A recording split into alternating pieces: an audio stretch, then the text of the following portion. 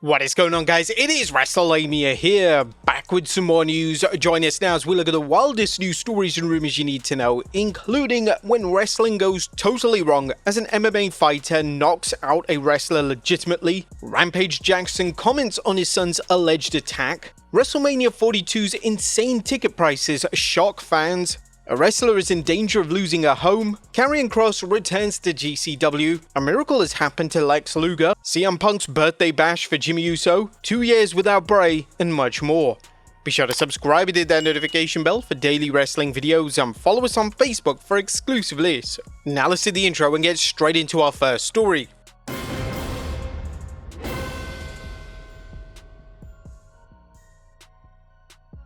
Now, first story looks at when wrestling goes totally wrong.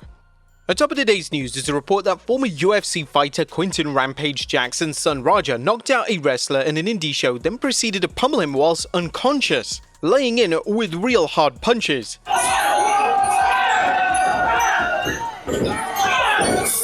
Inside the Ropes is reporting that things apparently began to heat up before the show when wrestler Psycho Stu smashed a beer can over Roger's head. Hey, I think that's a little... Oh, you don't sell it? Easy. He's not a fucking worker, bro. Calm down. Yeah, what the f was that? You're good. What the f was that? You don't sell it? Yeah. Dude, he's not a Bro, worker, bro. what the f? Hold on. I don't play that, bro. Oh, sorry. Nah, I will f him we're up, good. bro. I know No, you will. no. We're good. I will f him up, bro. Roger and Stu went face to face, but later talked things out, with the latter apologizing about his actions, after finding out Roger wasn't a professional wrestler. During the actual show, Rampage Jackson's son was seen entering the ring and slamming Psycho, knocking him out cold. While Stu lay motionless, Roger connected several heavy punches before he was pulled away by other pro wrestlers.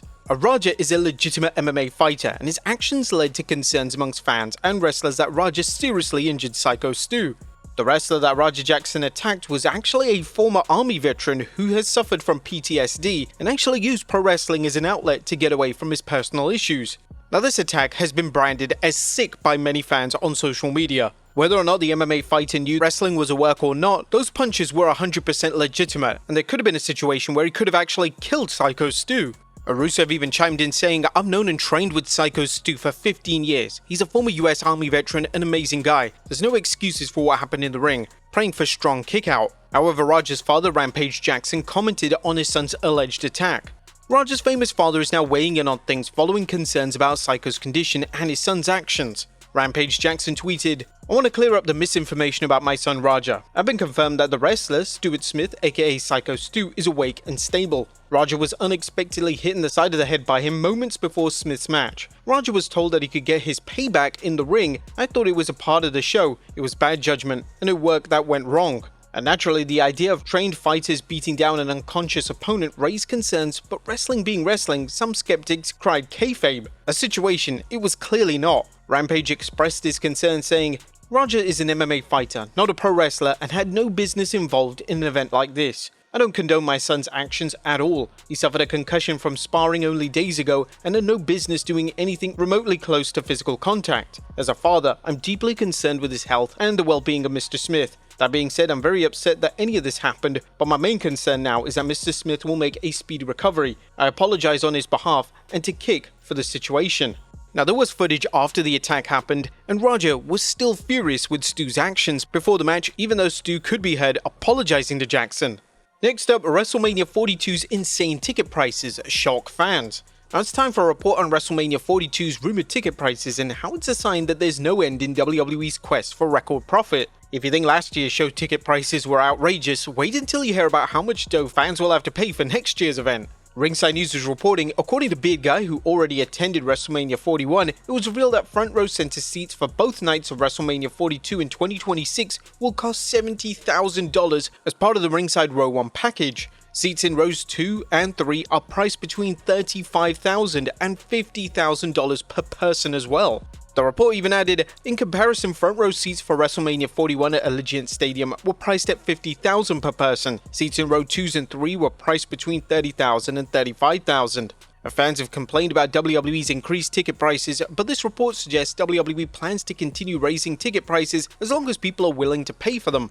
This isn't a surprise if you've been following WWE's past comments on ticket pricing. You may recall that TKO president Mark Shapiro's comments last May, where he told attendees at the JP Morgan conference that their business plan focused on dynamic pricing, the concept of increasing ticket prices to reflect demand. WWE has tremendous upside in global partnerships, tremendous upside that we're already realizing on ticket pricing, tremendous upside in site fees, dynamic pricing, yield management. Our margins significantly expanded as it relates to WWE live events, an amazing place to be. Now, we don't know who's willing to shell out $70,000 for a show, but at least WWE is including more in the ticket prices, including an in-ring photo, on-stage photo, a Triple H 15-minute meet and greet, replica belts, gift bags and shopping bags will all be included with much more. WrestleMania is starting to really be a once-in-a-lifetime opportunity. Next up, a wrestler in danger of losing a home. Oregon's flat fire is causing chaos, and former WWE superstar and TNA star Christy Hemi's home could end up being one of the many homes destroyed by the blaze. Hemi's close friend Gail Kim took to social media sharing a prayer request from Hemi, as Kim wrote, "I'm posting this for my dear friend Christy Hemi. She wanted me to send this for support. Please pray for her and her family." The message was quite long, but here's an excerpt. "Please, please, please protect the love of my life, my husband, the father of my 5 children, his father and all of our dear friends helping to fight the fire from our home. If our home goes, I accept this outcome, and if you will grant our family a miracle to keep it, I will accept it humbly as a gift borrowed in this life." According to Ringside News, the situation is dire, with Christie's husband and their friends fighting the fires themselves. Unfortunately, the Hemis can't rely on fire insurance because insurance companies have been dropping fire insurance policies for residents who live in supposed high-risk areas for fires. Seriously, insurances are an outright scam, aren't they? You pay and you pay and you pay for many years, and then you find out when you actually need it, they don't want to pay out. Next up is Xavier Woods injured. A Fightful Select is reporting that there's concerns that the former King of the Ring may have injured his neck during his match against Penta on last week's Raw. According to Fightful, one source claims Woods was seen backstage wearing a neck brace. We haven't learned anything regarding the extent of it, but one source claimed that they actually saw him wearing a neck brace later that evening. He was able to leave under his own power and initially didn't seem severe, at least based on the fact that he was up and continuing his evening. However, Woods' complaints about his injury suggest it may be a work. Woods commented on Penta using the Mexican Destroyer on him, saying, "Banned from WWE for years due to the extreme damage that it can cause to the vital areas of a competitor's neck. The Mexican Destroyer strikes again." If Woods is legitimately injured, we're wishing him a speedy recovery. Next up, Karrion Kross returns to GCW. A 2-time NXT champion, Karrion Kross, is no longer with WWE, but he apparently isn't looking back as he delivered a destructive message at last night's Game Changer Wrestling homecoming event. Wrestling News is reporting that Kross and his wife Scarlett Bordeaux showed up during Matt Cardona's match against Shotzi Blackheart. Kross and Bordeaux, disguised as druids, attacked Matt, helping Shotzi to win. However, that was just a start, as Kross cut this powerful promo backstage, playing a violin as he told his audience, "I lost my dream job, and I'm so sad. This isn't WWE. It's clearly not a f***ing work." Now, of course, just because a wrestler says something is a work is little proof that the situation isn't a work. However, this is definitely a more convincing way of showing that this isn't a work at all. Next up, a miracle has happened to Lex Luger. There's incredible news concerning Lex Luger, who may be now close to being able to walking on his own. Luger, who suffered a spinal stroke in 2007 that left him paralyzed, had been working closely with Diamond Dallas Page in rehabilitating himself with DDP Yoga.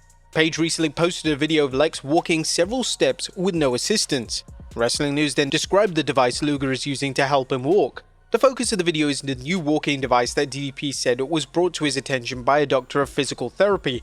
The device, which straps around Luger's waist and provides a stable frame, is designed basically to make it so it's really difficult to fall, according to Rob Karlovic, the inventor of the Life Glider.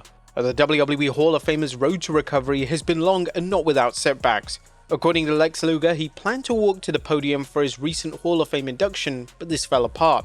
"We had this thing all planned out, and then I was like, now we can't do it because I took a stupid fall at the airport. I felt like I let everybody down."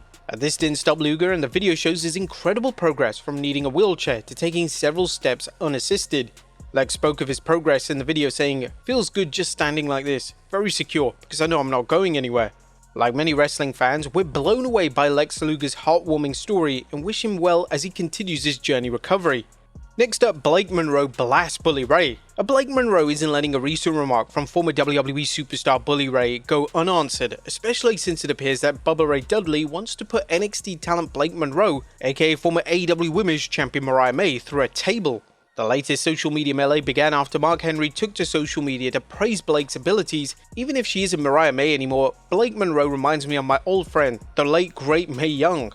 Bully replied to Henry's take on Blake saying, "I'd like to do the same thing to Blake that I did to your old friend." A longtime WWE fans will remember when the Dudley Boys powerbombed a wheelchair-bound Mae Young off a stage and through a table, an angle still talked about today. But Monroe called out Dudley, tweeting, "Go back to coaching." Like anyone with radio shows or podcasts, Bully Ray always seems ready to say something designed to get the fans talking, and this latest comment is no exception.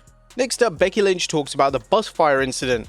Becky Lynch is sharing a scary story about the time she and her family were traveling in their tour bus when it caught fire. The current Women's Intercontinental Champion chatted with Cody Rhodes on his What Do You Want to Talk About podcast, explaining how she and her husband Seth Rollins had to bail out of the bus along with their daughter Rue. Lynch recalled the family had been traveling to Iowa on Becky's birthday no less when the blaze forced their exit. "We're at this come and go. That's the name of the place. We run into this place. We're not wearing shoes. I've got a little baby like Colby runs in, also not wearing shoes. Nobody's wearing shoes. Everybody's cold in the come and go. And then Andy runs in. He's like, 'You got a fire extinguisher?' The guys, I swiped the Snickers bar. It's over there." Lynch went on to tell how their bus driver Andy put out the fire. However, the gas station worker only had one thing on their mind. And then Andy runs out, Zap puts out the fire, and then that was it. And then so Andy then comes back. Everybody's like, "White shell shock, got a little baby with me." Like all of us barefoot, and the guy goes, "You gonna bring my fire extinguisher back?" Now, while certain wrestlers use tour buses to alleviate the rigors of the road, the story shows that there are still hazards involved with traveling from one show to another. Next up, CM Punk's birthday bash for Jimmy Uso.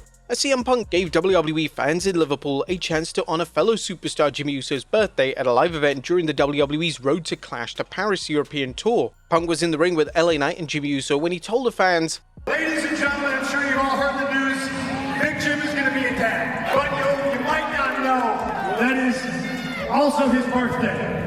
Not today, I think it was yesterday or the day before. But we weren't in Liverpool yesterday or the day before.